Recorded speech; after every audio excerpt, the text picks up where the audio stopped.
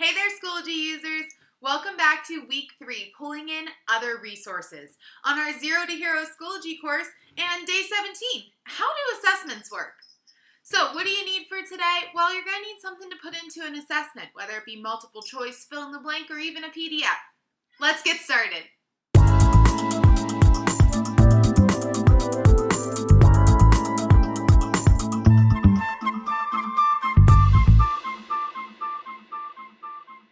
Hey there, Schoology users. This is Ms. Hurst, and welcome back to day 17. We're talking about assessments. Now, as you know, I have been using a basic account here to do most everything. But in this case, there's a couple features that the enterprise account has that the basic doesn't, so we will be popping over just so you can see those. So we're going through and doing an assessment today, and I'm going to add things a little differently than I have been by clicking on the little green button, and you'll see there's this thing that says Add Assessment. Now, for some of you, you might have something there that still says Test or Quiz. As you can see here in my account, I do not have that option. That's being phased out. So you can't use that anymore. It was a nice tool while it existed, but assessment does all those things and a little bit more. So all I'm going to do is click Add Assessment. It's going to prompt me to create one. So let's call it a practice quiz. And if you've ever seen my typing, you know I have a big problem with holding down the shift key too long. Let's make it do the 28th. I don't really care about 100 points. I always forget to enable submission, so I do it from right here. Disable the password. I'm just going to call it formative for now. If I want to set a grading period, all those normal things that are there. And then I can copy it to courses after it's already created. You can't do it while you have it set up. I don't know why this error code's showing up because I'm only in 3 courses. So that's an interesting one. All right, so we hit create. Once you hit create, it's going to take you to this main page here, and it's going to be our setup page. So you can add instructions for your students. What's nice about this is if you had a video of yourself reading those instructions, you can put that in right here. Then you can go through and say if it has a time limit, randomly ordered, all of these settings. All you do is you click the buttons and you decide what you want. I really like that you can flag questions and you can also highlight text. That helps with those same strategies we would use on paper with the students. Now they can use those online. When it comes to the calculator, they can use a basic or scientific calculator, great for accommodations. Rulers are available as well in centimeters or inches. And I believe there's a protractor somewhere. Yeah, there it is, if you can allow a protractor. Then you get the option to view results after an attempt is submitted and the number of times they can submit. So yes means that after they're done, they can log back in and they can see the test, but they cannot see which answers in particular are correct. If you hit yes with correct answers, they'll see which answers are correct as well. If you hit no, they cannot go back and look at the test at all. And then for number of times, you can do anywhere from 1 to 20. And if you want to give them more than 20 attempts, you just need to click out. So I'm going to save those attempts, and it'll prompt me to move to the questions screen, which is just this button up here. Now you'll see over on the side, I have multiple choice, true, false, matching, ordering, fill in the blank, short answer, audio, video, all these things. And honestly, this could probably be multiple days of video to go through every single question type, but we're just trying to do an overview. So my favorite ones are multiple choice, fill in the blank, and highlight some text, hotspot images on the paid version. When it comes to questions, it's really simple. When you click on the box, your text editor will pop up. You say something about it. How do you do? Fine, dandy, bueno, meh.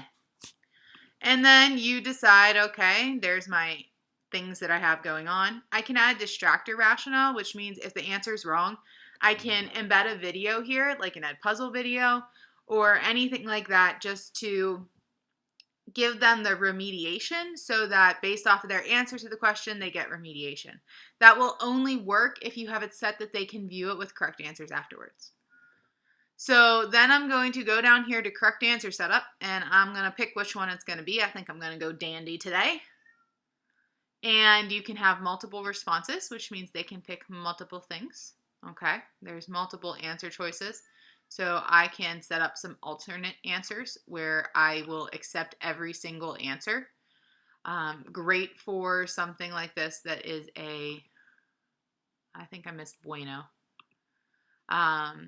It's great for something like this when you have some sort of, multiple choice and you want to take all the answers and give them credit for it. There's also partial match, which means that if you had multiple answers there where it was the little check boxes, select all that apply, you could have partial credit if they get one of them but not the other. Down here at the bottom, it says the layout, standard block radio button under option. You can play with those if you want, but that's really a bit more on the advanced side. Number of columns, and then down here you can attach your learning objectives, search them like always, and just attach your item of choice. So that is all there is to multiple choice. Let's preview this question. So here's how it is, and I can pick all the answers I want. And if I hit show answers, it's going to tell me if I did it right. So let's see what happens when I change the layout to block.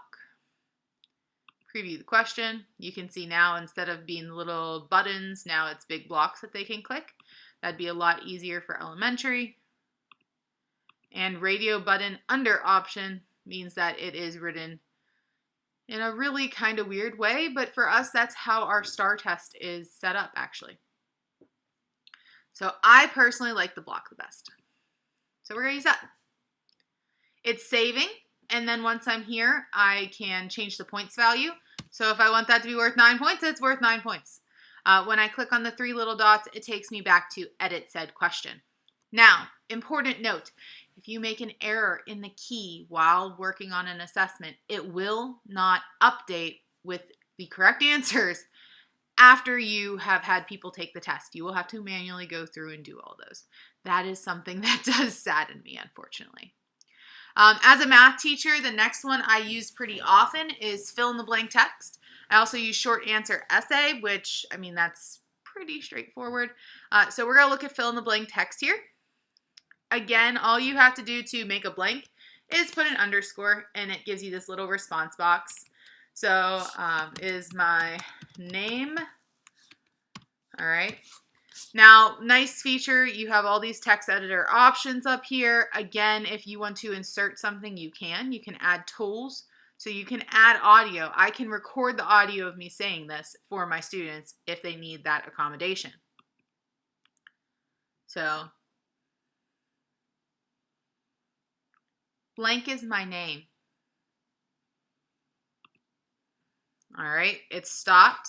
I'm going to hit OK. It's uploading the audio. Hit OK. And there it is. Hit OK. And now you'll see there's a bar audio player. Now, what might this be perfect for? Elementary. I heard a lot of people, how do I do a spelling test?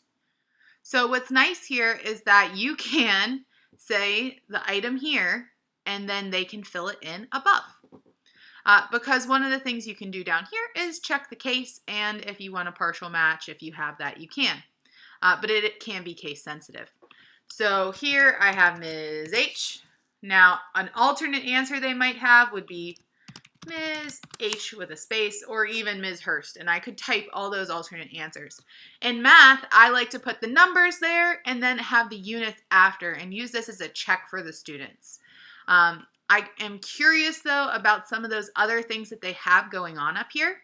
So we have video player, calculator, ruler, and protractor, and you can go through and add whatever you'd like there now. That's a little bit new. They also have the rich text editor. I'm sorry, that's insert response.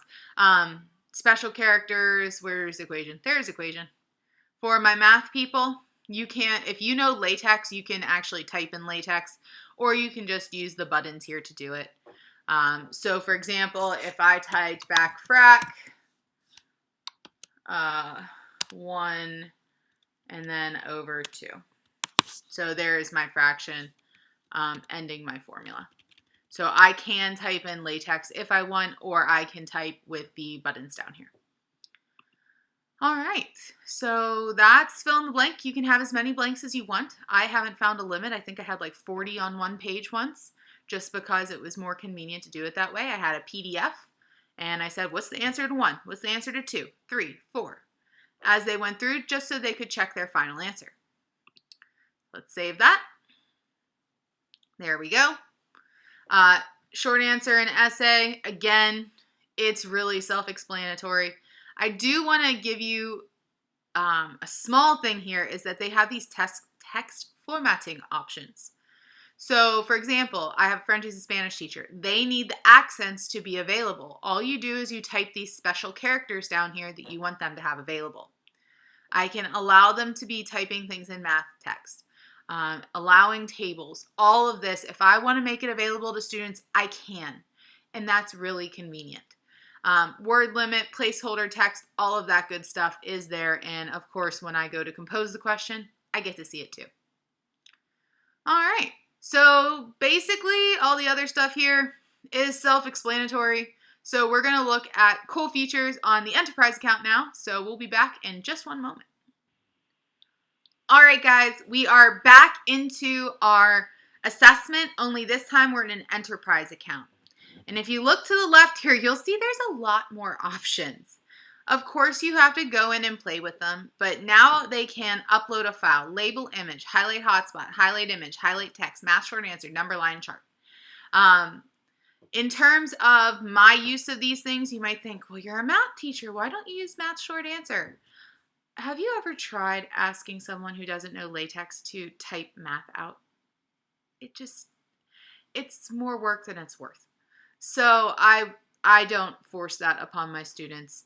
But one of the nice things here is that you can actually, if we look at label image, that one's going to give you the ability to add text boxes instead of just highlight boxes. So I'm going to upload that same image real quick. Or this one will work. All right, hit OK. And there's my image, and then you just add a response box, and it's going to pop up in the top left corner, and then you just drag it to wherever you want them to respond. And when I hit it again, it pops up there, and again, drag it to where you want it to respond. So I could have, 2 questions here on a PDF, and then all they have to do is type in my answers down here in the correct setup. So it's pretty easy, pretty cool.